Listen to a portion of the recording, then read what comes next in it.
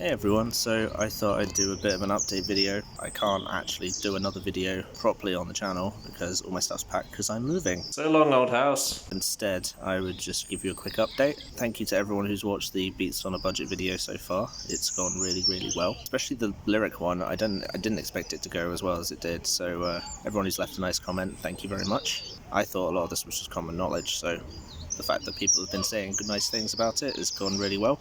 If you haven't checked it out yet, I will put a link up here to send you to it. But yeah, other than that, so as I said, I'm moving. As of tomorrow, I'll be in a bigger place, so I'll be able to set up all my gear and I'll be able to do more tutorials. Doing research to make a music video using any free software. There's definitely a learning curve to it, so hopefully once I've worked it out, I'll be able to show it off in all its glory. That's currently where I'm at the moment. I thought I'd add a little bit to this video as well. I found a free app on the Play Store which emulates an old Roland 303, so I'm going to try and make a beat using that. I will keep you posted and I'll see you in the next video. Not gonna lie though, I am going to miss being able to just walk into Bournemouth and have a look at all this nice scenery. But yeah, so it's going to be fun.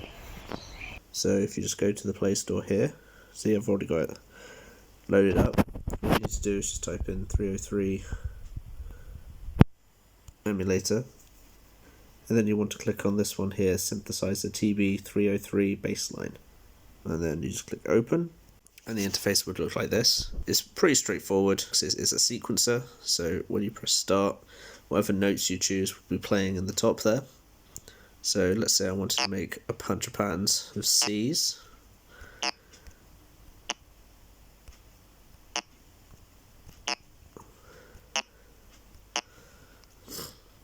And hit play.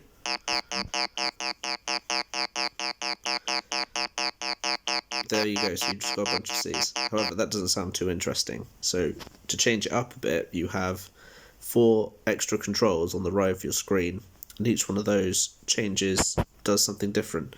So the first one is just a down octave, so it basically will just replace the C with an octave down, so it will sound like this.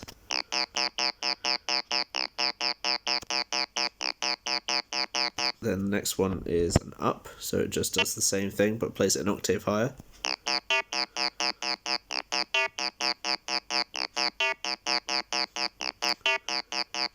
In addition to that, you've also got accent, which just gives it a slightly different sound, so I'll show you what it sounds like on a normal one.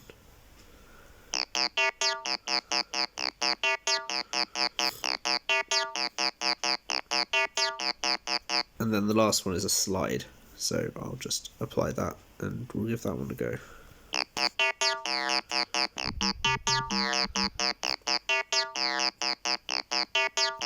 So as you can see, like with this, even though you're only limited to maybe an octave worth of notes and a bunch of patterns, you can come up with a lot of different things. You can program in whatever notes you want, and you can play it back at sort of any tempo you want by adjusting this little tempo knob up here. So you can go up or down. I think it's defaults to 130, but you can go up to, I think I went up to 180 before, so let's drop it to about, well, I don't know, maybe about 115. So that's like the sequencer part. You can also manually adjust the pitch with this pitch wheel on the right here. So you can drag it up or down. So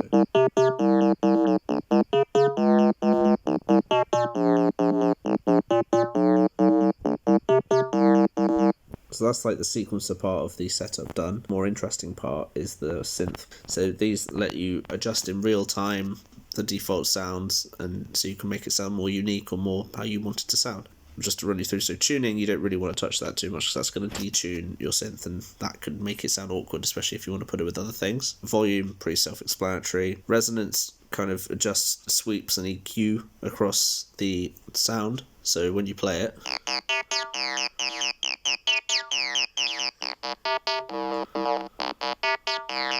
next one is cutoff, which is just again like a filter cutoff, so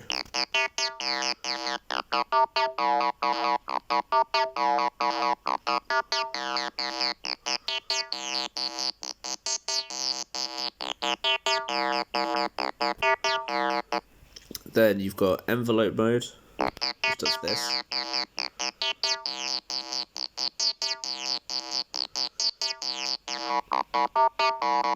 You've got decay.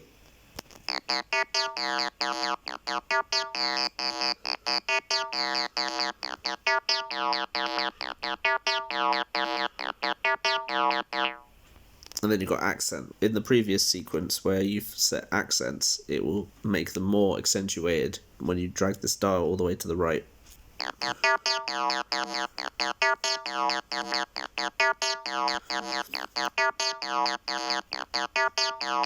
So I'll keep that there. And then the final one is the waveform selector, so you can go from a square wave to a sawtooth wave.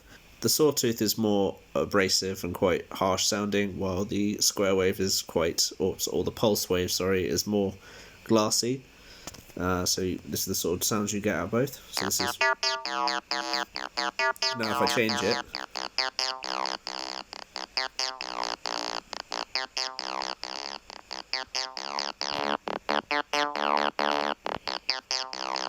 Quite a versatile piece of gear.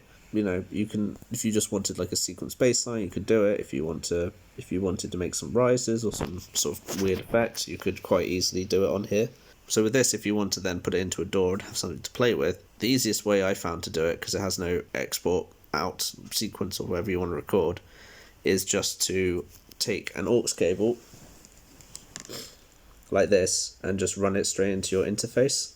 The signal's going to be quite quiet. You're going to need a lot of gain to run this into the system, but once it's in, you can do quite a lot with it. So I'm now going to cut to something I did earlier where I just plugged my aux cable into the interface, hit record within flstudio, and just played around with a bunch of the knobs, kept the same sequence going, just trying to get different sounds.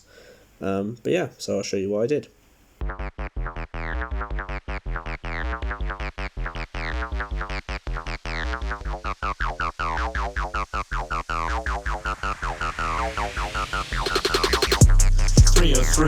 Boy, it's gotta eat. Musician money isn't funny when it's on the cheap.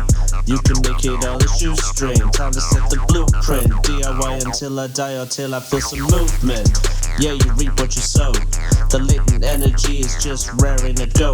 Like an atom bomb, gonna go off soon. So when the shockwave hits, don't get buried alone. Crawl up through the dirt, time to go to work. Spitting fire, never tire. If you're playing it, gonna get burned. Some lessons never learned, now it is your turn. Better start taking notes of everything you wanna expire.